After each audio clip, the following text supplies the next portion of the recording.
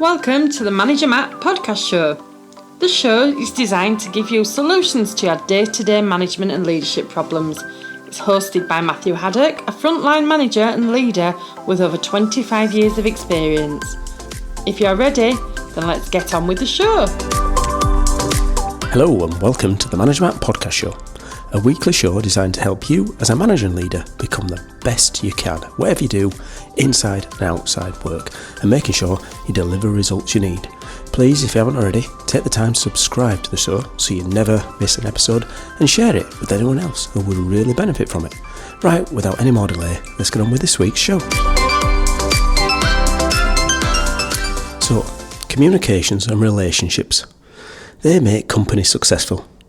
It's not just new news, that is it. It's major news. If you're not communicating and building relationships, then you're going to have problems. Our ability to make sure that we get our message over as leaders, make sure the vision and the ideas are driven forward to get the results, is all about building relationships and having good communication with others. It also builds careers.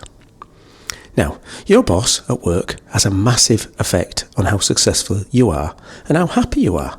In fact, personally, I've left roles due to a boss that I didn't see eye to eye with and I didn't connect. And that's putting it lightly. When you're a manager, your relationship with your directs means the difference between delivering and not delivering those precious results.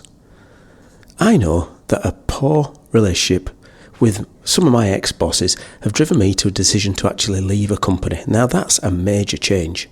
And you as a manager, in your hands, you have that power with your people. Remember what you're doing when you're communicating and are building relationships. You're getting people involved. You're setting the culture. You're making sure that those good relationships drive the forward the business and makes it easier for people to get on. Now, some days, I'm sure you've all felt this way, you'll have seen a call from your boss and think, oh no, not now, what's happened? You shudder when you see their car in the car park. Well, what we need to do is build good relationships so those dreadful calls don't feel as dreadful, and the car park experience makes you feel like something you really want to have a good chat with the boss. So, how do we do that? What's my 5 tips to do that? Well, firstly, the first one of these 5 is to work on the relationship. As a stakeholder, you need to work on that relationship. Secondly, you need to get to know the person behind the position. Thirdly, you need to commit to a regular communication schedule. And number 4, escalate with a solution. Number 5, be your natural self. So let's start. Number 1, work on the relationship. You need to work at managing that relationship. These relationships are important to you and to them. But in all relationships, you need to take the time to grow them. You can have a natural chemistry. Sometimes you do. But you might not. You might not have that natural chemistry with your boss. Well, really, that's irrelevant. 99% of the time, you will find some sort of common ground with them if you work on it. You need to make sure you get an agreement with the manager to spend time together. So that you can talk around the goals, the KPIs that are set for you, what are you going to be measured on, what are you going to be monitored on going forward. And obviously, you get to set that yourself sometimes. And you can help stop problems getting to your boss. You're going to make his life or her life easier and problem-free. Remember, you're a boss too. Don't you want your directs to make your life easier? I know I do. And you need to get around your manager. Now I know you're going to be busy and I know your manager's going to be busy, but make sure you get time with them so you can explore what they expect from you and what you expect from them. And of course, making sure keeping their life simple and keeping their problems off their plate. And that's the first point. Let's move to number 2. Get to know them as a person. Know their styles, their ways of working, their inside and outside, what makes them tick. Learn from point 1. They are humans. So you need to get to know your manager, especially if you're new or they're new. Get to know what makes them really function as a leader. What gets on their nerves? What lights them up? What style do they like to work with? Are they 1,000 times more involved than your last manager? Are they less involved? Are they only involved when there's a problem? As well as knowing their working styles, they want to know your working style, so spend time explaining that. And what do they do away from work? What's their families like? What's their hobbies?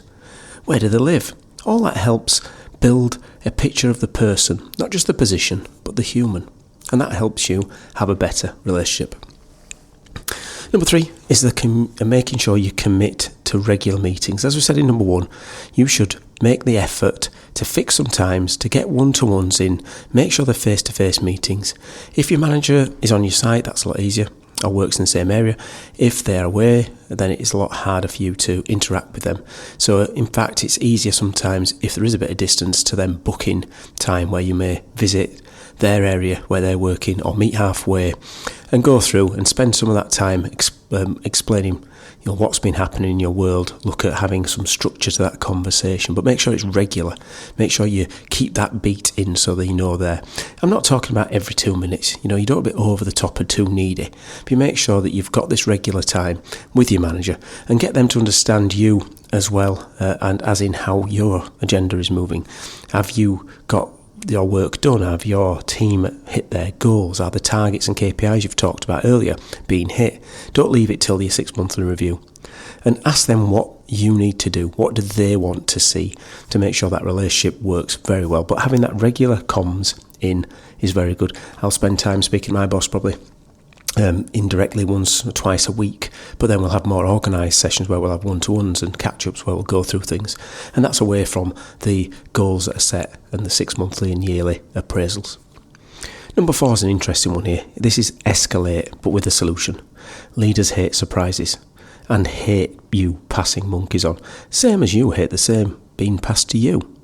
So on the day-to-day, first, don't escalate everything.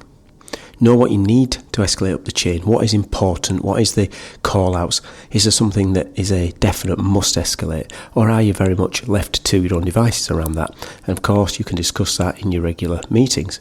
Second, get the data together. Don't go in there half-hearted and half-cocked. Make sure you've got the data before you start to escalate. And thirdly, which is a part of it you really got to get, is come with a solution, or a process to get to an end solution and to get rid of that problem. Last thing you want to do is just turn up with, this is the problem, boss, and then, it's their issue. It's still going to be your issue. You're still going to be responsible. So how do you make sure that you put in a good way of getting the solution over? And of course, ask them what they would do. Get them involved. Any extra points I should be doing?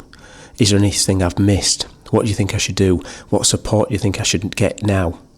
And of course, the last bit is, tell them what you will expect to do, but also when you are going to update next. So don't leave them hanging. Tell them, this is the next point of contact we're going to be. This is when I'm going to talk you through where we're up to. That person then walks away knowing you're in control of the problem, you're escalating with a good solution. And of course, they've got a chance to make corrections and have inputs, so they don't feel completely out of the loop. So you're involving them, and 9 out of 10 times when I've done this with bosses, they're very happy to go, great, you've got that controlled. They may add, have you spoken to X, or have you looked at this solution? But most of the time, they're going to be quite happy with what you've done. If you don't come with, this is a problem, I don't know what to do, because it shows that you're not in control. And lastly, be natural. Don't wear a mask. And of course, unless you're a Batman, and then you can wear a mask. But most people are not Batman. So just make sure you be natural. Don't wear the mask. Although you want to be having a good relationship to succeed and enjoy your work, it's a two-way street, and you can't pretend to be something you're not, or try to fit into a mould that you're not. So make sure that when you're explaining to your boss what's happening, be your natural self. You need to be natural. People get very tired if you try to be something you're not, and you're going to slip back to being your natural self. So make sure that your manager respects your ability and your personality to make those decisions, and you have a good relationship so they will trust you, but don't pretend to be something you're not. So let's recap. So firstly is work on your relationship. You can't just let it happen. Most of the time you've got to do something about it and work on it. Get to know the person who is your boss and get them to know you. Put in a regular communication, making sure that's either weekly, fortnightly, monthly, away from your normal appraisals. Fourthly, escalate but with solutions. And fifth is be yourself, don't wear the mask. And my final thought, your manager wants you to sort the problems out and not be the problem. They want you to be trusted for your judgment and your logic, and they don't want to make the decisions for you. The strength of your relationship builds your ability to deliver and successful results that you need. So it's time to work on this relationship to get what you want out of it and get what they want out of it. The last thing you want as a boss is a direct bringing you problems and not being able to make decisions. So why would it be any different with your boss? Well, thank you so much for listening to the show. And as ever, I'd love to hear your feedback, as it's a gift. So please send it to managermattpodcast@gmail.com. And please put whatever you've heard into action, as you don't get nothing from nothing. Well, that's it for Manager Matt this week. Thanks for listening. Goodbye. Thank you so much for listening to this Manager Matt podcast. We hope you found it interesting, helpful and actionable. One last thing, please leave a quick review on iTunes or with your podcast provider, as it helps to spread the word of Manager Matt.